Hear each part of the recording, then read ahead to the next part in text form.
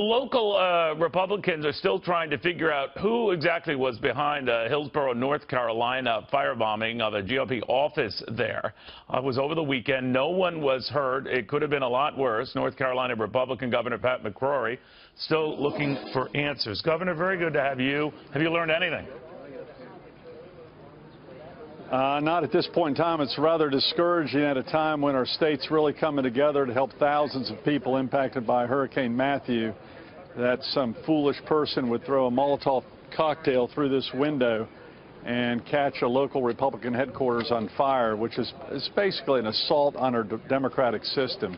And thankfully no one was hurt, but it was a clear act of intimidation. There was also graffiti written on another building. I assume they thought this building would burn down, but it didn't. And it's something I've asked the SBI to investigate and help the local authorities to investigate. And I want the local authorities to take this attack toward our democracy extremely seriously and hopefully find the individuals or individual who did this. It's a very clear sign of intimidation. And I'd feel the same way if it was toward a Democratic headquarters, too. I'd take the same seriousness. This is no act of violence is acceptable. And we've got to do everything we can to allow our democratic process to proceed in a peaceful way. Now, you talked about how this would trigger bipartisan outrage, and indeed it has. Hillsborough's mayor, Tom Stevens, a Democrat, was telling me earlier today on Fox Business, Governor, he too was appalled by this. I want you to listen to this. This heavily Democratic area, do you think that had something to do with it? Well, you know, I certainly just hate the rhetoric that has been going on. Certainly, yeah, the Republicans in this particular county are in a minority, and you know, I just find it troubling when I find people don't feel like they can't even speak up. That being said, I don't think it represents the Democrats or really anybody in this community, and in fact, a lot of the local Democrats, before the evening was over, did a GoFundMe and raised $10,000 and said to get that office back up and running. Do you know how soon, Governor, that office could get back up and running?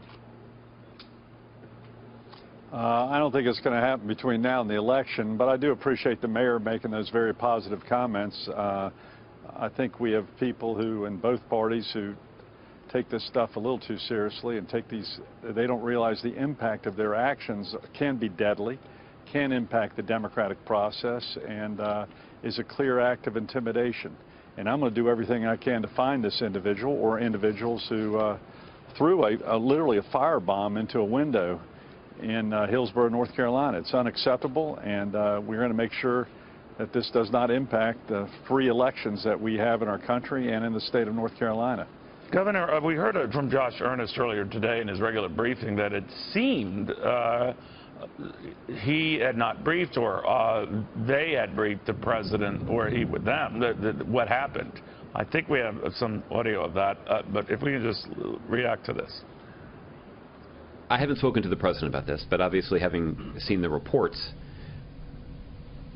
there is no justification for the use of violence to advance a political agenda. Have you had a chance, Governor, to talk to the president about this? The president has not called. I haven't called him. We actually were not made aware of this by local authorities for a fairly long period of time. I think the local authorities, frankly, dealt with this in the first several hours just as an act of vandalism, and this is much more than an act of vandalism, and that's one reason I called the SBI to ensure that we have an SBI agent actively involved with local authorities in this investigation. But I think initially this wasn't taken that seriously by some of the local authorities, but it is now. And again, I appreciate the mayor's comments. But I hope the White House treats this as seriously as they would if it happened to the other party. And I would as governor, and I'm sure the president would too. But this type of a Molotov cocktail being thrown into a window in probably the dead of night, I'm just glad no one got hurt, but it is a clear sign of intimidation, and it's unacceptable in our country, and it's unacceptable here in North Carolina.